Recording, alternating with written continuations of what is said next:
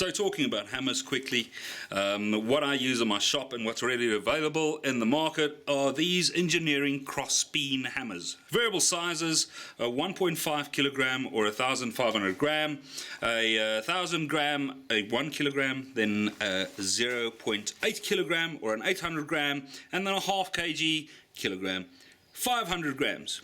This one, the 500 gram, I use to get into the very small spots, and if I just want to work on tips of blades and where I don't need a large impact surface. And swinging this one you can go on for ages. The 800 gram is arguably the most used hammer in my shop.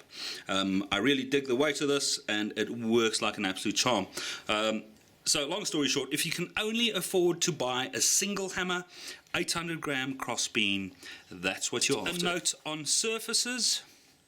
Okay, you'll see this one is polished, although it doesn't look so.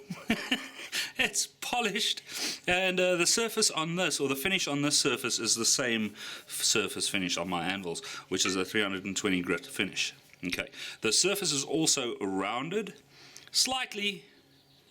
Okay, you don't want to create a ball, just slightly rounded. And when you're hammering, the argument is the smoother your face and the smoother the anvil, the less dents and marks, undesirables you get in your steel.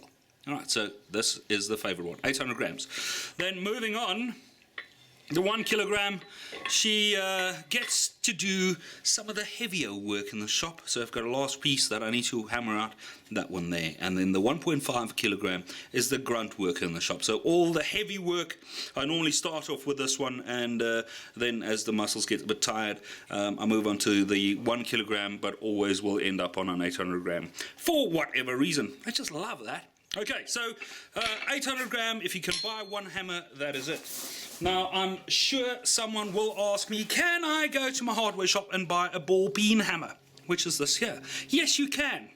Just note that the surface on a ball peen hammer is flat, and you also need to just slightly round that. Okay, normally if you get them, and this one is a bit worn, it's got a 45-degree bevel, or whatever the degree is, doesn't matter. It's got a slight bevel on there, so you just want to take that bevel off.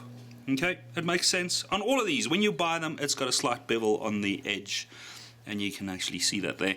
That slight bevel you want to take off and use that, the first bevel back here, as a guide as to just rounding your hammer ever so slightly. Okay, there are a lot of smiths out there that prefer a flat hammer and then a rounded hammer. Make your choice. It's easier when you start just to round them, and a lot less hassle when you work.